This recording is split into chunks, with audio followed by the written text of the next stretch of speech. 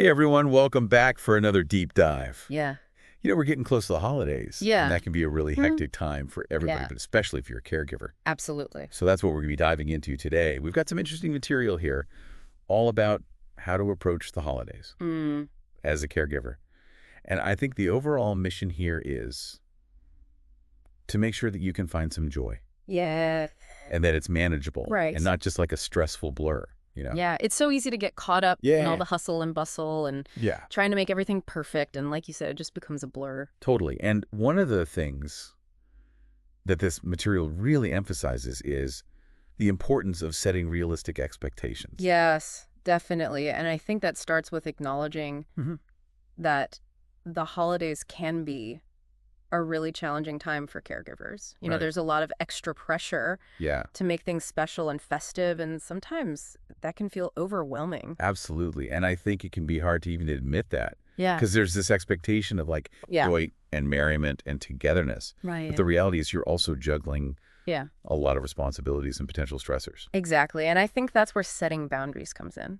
Oh, yeah. The source talks a lot about boundaries. Why is that so important, would you say, especially during the holidays? Well, during the holidays, Yeah. Everyone's kind of vying for your time and attention. There are parties and events and family gatherings, and it's easy to feel pulled in a million different directions.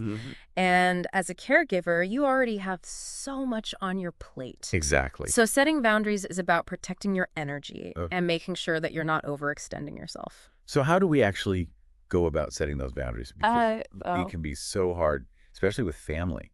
Yeah, well, I think the first step is to really think about what's most important to you Okay. and to the person you're caring for. What traditions or activities truly bring you joy? And which ones can you maybe let go of this year? I like that. Yeah. Choosing your battles, basically. Right. Exactly. And then once you have a sense of your priorities, Yeah. you can start communicating those boundaries to others. And it doesn't have to be anything dramatic or confrontational. Right. You can just be honest and say something like, we're going to keep things low-key this year, or we're only going to be able to attend one or two events. People are usually pretty understanding, especially if you explain that you're trying to prioritize the well-being of the person you're caring for. Yeah. And I think that ties back to the idea of finding those small moments of joy. Absolutely. Because the source talks about, even if the big picture feels overwhelming, you can still find Yes. the little pockets of joy and connection. Exactly. Those moments are so precious, and they don't have to be elaborate or expensive. Like, what are some examples? Like sharing a cup of coffee in the morning, or listening to some holiday music together, Right. or even just sitting quietly and reminiscing. Right. It's about being present and attentive Yeah. and really savoring those moments. Yeah. And I think that's a good reminder for all of us, caregivers or not, to slow down and appreciate the simple things during the holidays. Absolutely.